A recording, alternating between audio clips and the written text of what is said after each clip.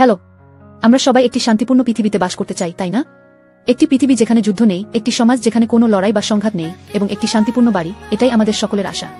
তবে এমন একটি পৃথিবীর স্বপ্ন দেখলেও এবং এর জন্য চেষ্টা করলেও যুদ্ধ, সংঘাত এবং বিবাদ এখনও বিদ্যমান। ইতিহাস জুড়ে বড় এবং ছোট যুদ্ধের কারণে হওয়া ধ্বংস এবং কষ্ট কখনো থামেনি এবং আজও চলছে। সব জাতি এবং মানুষ শান্তি চায়, কিন্তু এমন কোনো রাজা কখনো ছিল না যিনি সত্যিকারের শান্তি আনতে পারেন। কারণ মানব জ্ঞান এবং শক্তি একাই আমাদের পাপ, সংঘাত, যুদ্ধ এবং কষ্ট থেকে মুক্ত করতে পারে না। শান্তির রাজা ছাড়া আমরা ক্রমাগত বিশৃঙ্খলা এবং অশান্তির মুখোমুখি হই। সব যুদ্ধ, লড়াই এবং সংঘাত কোথা থেকে শুরু হয়? এগুলো মানুষের হৃদয় এবং চিন্তা থেকে উৎপন্ন হয়।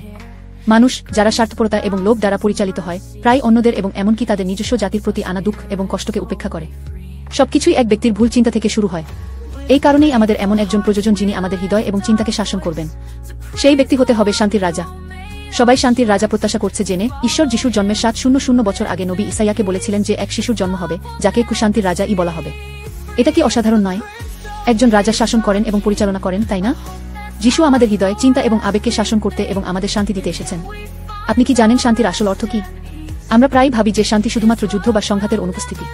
কিন্তু যখন কিছু অনুপস্থিত, আমরা অস্বস্তি অনুভব করি। সেই অস্বস্তি বোঝায় যে আসল শান্তি অনুপস্থিত। শান্তি অনুভূত হয় যখন আমরা যে কোনো বিপদ বা ক্ষতির হাত থেকে সুরক্ষিত থাকি।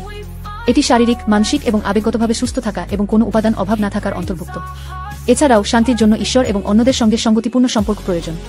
এই লক্ষ্য অর্জনের জন্য যিশু, শান্তির রাজা, আমাদের ঈশ্বরের সঙ্গে সম্পর্ক পুনরুদ্ধার করেছেন। তিনি আমাদের হৃদয়কে শান্তি দিয়ে শাসন করেন যাতে আমরা ঈশ্বরের কৃপা এবং আশীর্বাদে পূর্ণ জীবন যাপন করতে পারি। প্রিয় বন্ধুরা, শান্তির রাজা যিশু এসেছেন। বড়দিন আনন্দের কারণ শান্তির রাজা আমাদের ভয়, উদ্বেগ, বিবাদ এবং সংঘাত সমাধান করতে এসেছেন। আমি প্রার্থনা করি যে আপনি যিশু, শান্তির রাজার শাসনে একটি আশীর্বাদপূর্ণ জীবন যাপন করুন।